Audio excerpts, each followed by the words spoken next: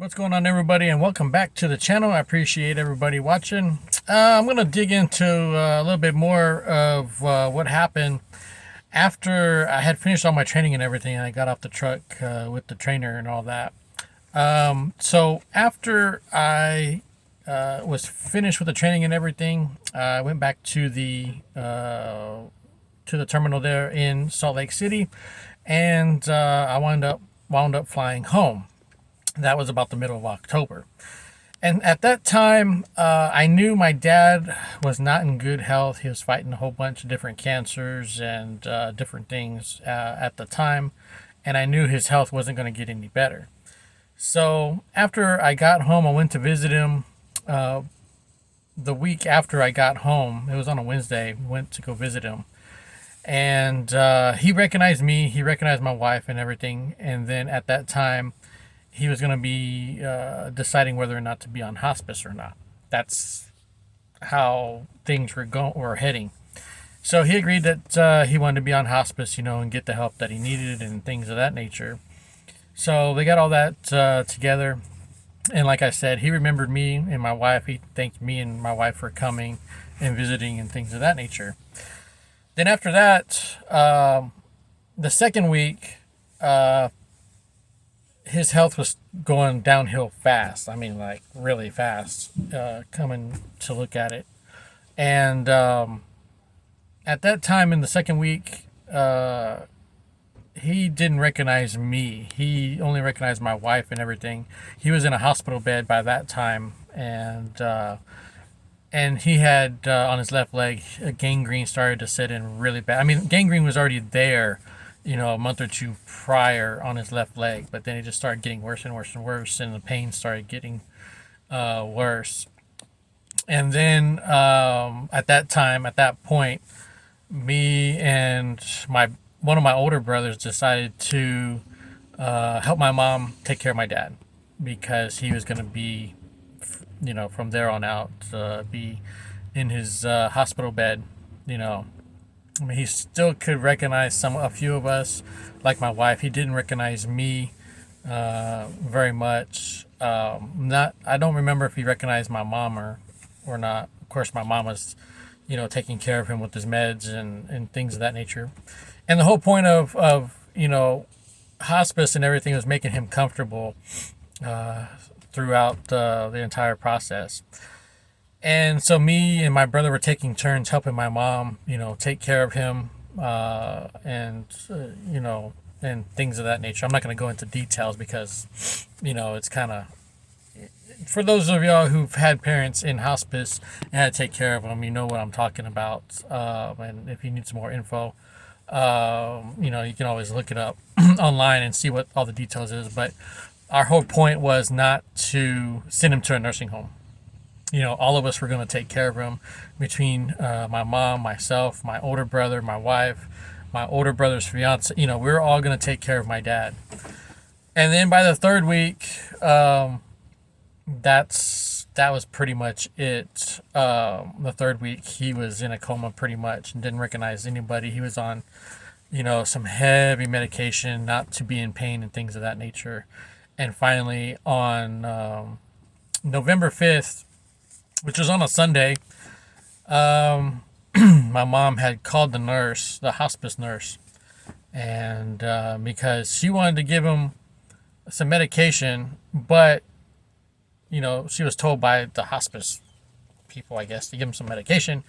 But she thought about it, and she's like, the way he's breathing and everything, he's just gonna choke on it, and this, that, and the other. So she called the hospice nurse and everything, and he came over and he, checked my dad out and everything. His health was going. It was heading south really quick. And so the hospice nurse came that Sunday morning. He told her, you need to call who you need to call, whatever. And he doesn't have very many hours to live. And in the afternoon, we were watching TV. We could hear his breathing. If you know what somebody who's on the verge of passing away and their breathing is, it's really loud. And you can hear it. You notice, how a person's breathing. And then we were watching TV, and I didn't hear anything. And I go to check on him. Of course, my mom followed me also. And his breathing has slowed down to about once every couple of minutes. And finally, his breathing stopped, and I go to check his heartbeat, and my mom's like, "Does he have a heartbeat?" And I just shook my head, no. And at that point, he took one last breath, and that was it. So on November 5th in the afternoon, I was literally there when my dad took his last breath, and he passed away that afternoon. She called the hospice nurse. She didn't call him right then and there. She waited for about half an hour or so to call him, and he came and verified that he had passed away. So that's what all took place after I got back from off the road and everything. I don't have any regrets doing what I did, coming off the road and resigning from Prime and all that, because I got to spend my last moments with my dad and taking care of him. And that I'll always remember and be grateful that I was able to do that, because we weren't going to put him in a nursing home. We are going to take care of him, sun up to sundown, pretty much. I mean, 24 hours a day. Somebody was going to be there taking care of him just to make him comfortable and, whatever needed to be done at that time. So after that, we called everybody who needed to be called, and he was he was taken to the funeral home and everything, and we had a service there a little bit at the funeral home. All the family and everybody went to say our last goodbyes and for viewing and things of that nature. And then from there, we went to where he was going to be buried at. He was buried at Fort Sam Houston National Cemetery in San Antonio, because he was in the Army, he was in the military whenever he met my mom. So he had all that taken care of, or my mom took care of all the arrangements and everything for that, and she had picked out a beautiful casket for him. I mean, I love the color on it and everything that was on the casket. It's like a different type of blue that I haven't seen.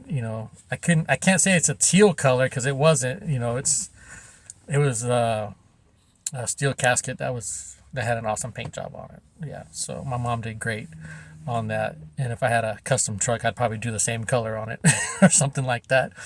But yeah, and then after the burial and everything, we had the services at the church this month on the 3rd of December, because how the schedule was and everything for that. So there was a lot of tears that were shed between all of us. I mean, me, my 3 brothers, and then my wife, and my mom, of course. She was married to him. Well, they knew each other 60 years, but married for 59. So he passed away on November the 5th, and their anniversary was November the 20th. So we had hoped that he'd live to his 60th wedding anniversary, but it is what it is. We just took care of him until the end there. And like I said, there's no regrets for what I did, and taking care of my dad, and at home, being surrounded by family and ones that he loved. So I just thought I'd let y'all know what all took place after I got off the truck and everything, as far as on the family side of things and all that. So now I still always think about him every day. And my mom, I wouldn't say it's a funny thing, but my mom's like, she showed me his toolbox and everything. My brothers had gotten some tools from the toolbox, and she's like, whatever you want out of his toolbox, you can have it, you can take with you. And so I took some screwdrivers and some special tools and everything. I got a picture of that right here. And I put them in my toolbox in storage. I wasn't going to put them on my truck and wind up losing them, or, things of that nature. So it's all sentimental to me. Some of his tools has his name on them and things of that nature. I'm hoping to pass them down to my son, whenever he gets of age, and if he wants to, do what I want to, do what I'm doing, work on cars, take stuff, work on stuff and things of that nature. Of course, I'm going to show him, you know, that they were his grandpa's tools because they knew each other quite well.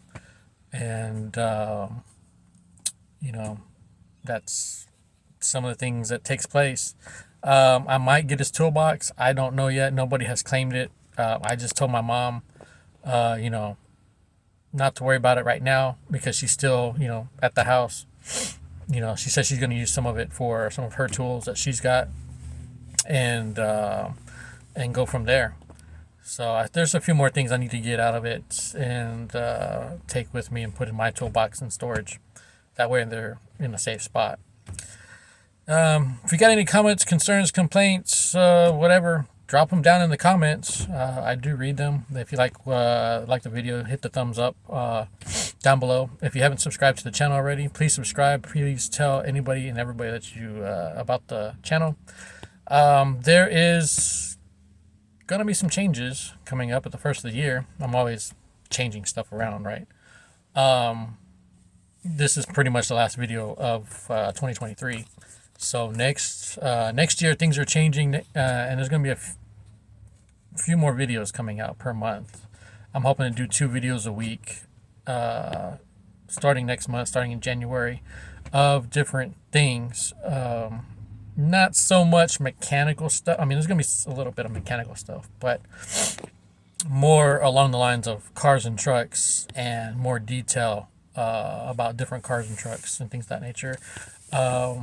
And also, there's going to be a name change. I'm not going to tell you what that's going to be. You're going to have to watch the channel starting next month in January and see if y'all recognize the name change and how I came up with it. I'll let y'all know about it whenever that happens. Again, hope everybody's well. Hope everybody's safe. And I thank everybody for watching. And we'll see you on the next video.